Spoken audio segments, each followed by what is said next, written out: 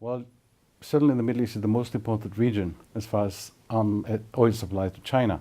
China gets most of its oil, I think almost 55–60% of its oil import from the Middle Eastern countries, now led by Saudi Arabia that provides over 20%, Iran, and some other Middle Eastern countries.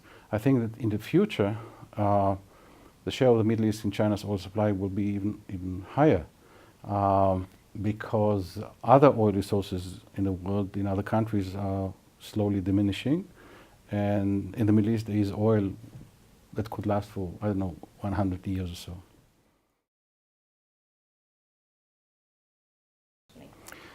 Well, if you read, Chinese comments about what's going on in the Middle East, there's a kind of sense of panic among China's leaders about what's going on in the Middle East.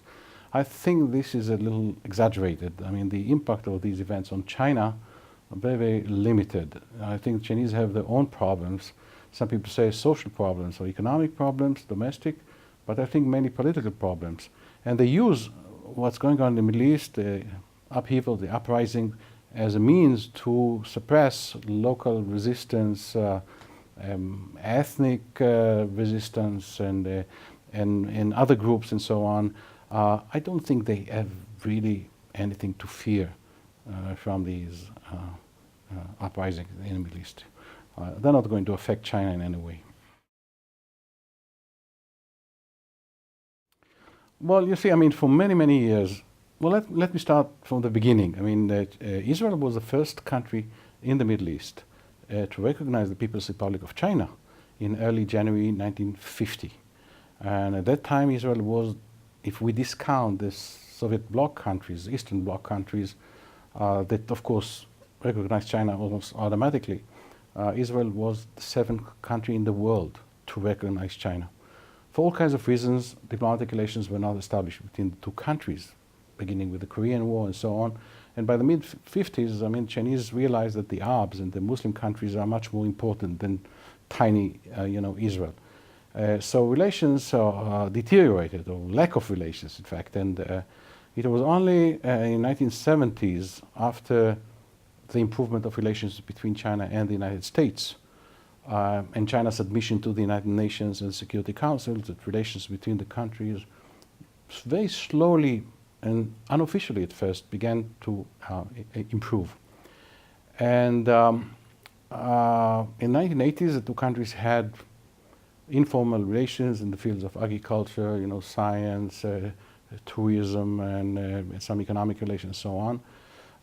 And toward the late 1980s, there have been a number of meetings in the United Nations between Israeli foreign ministers and Chinese representatives that led, after the Iraqi invasion of Kuwait, led to the establishment of diplomatic relations in January 1992.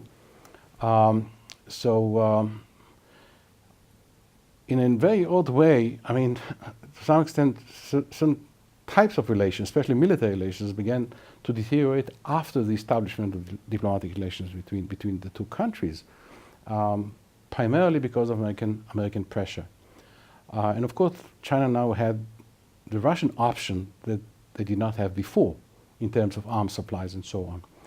So I would say that by the mid or late 1990s and 2000s, relations between the two countries have become what we call correct relations. There was not, still, I mean, these are formally, we have an embassy, of course. Chinese have an embassy in Tel Aviv, and trade is booming. I mean, there's a lot of trade. As I said in this conference, I said, I mean, Israel's trade with China is about the size of Egypt, which is more than 10 times as big as Israel. The main problem is a disagreement over the role of Iran and Iran's nuclear development. Israel, of course, regards this as a threat, as a potential threat to itself, to the region, perhaps even to China. Chinese say that this is not only a domestic issue, but it is a civilian program, and they would not apply any kind of pressure on Iran at that stage. Also, there are some problems of the transfer, or maybe even illegal transfer without China's approval of weapons supplied to Iran that ended up in the hands of Hezbollah in Lebanon and all the Hamas in the Gaza Strip and so on, which led to some Israeli protests against China. Chinese said, I mean, they're not responsible for that, but otherwise, I mean, relations are okay. Despite that Israel is a very small country, cannot compete, find it very difficult to compete with other countries in terms of, economics, investment, trade, and so on. But otherwise, relations are okay. We have exchange of students, and so it's not so bad.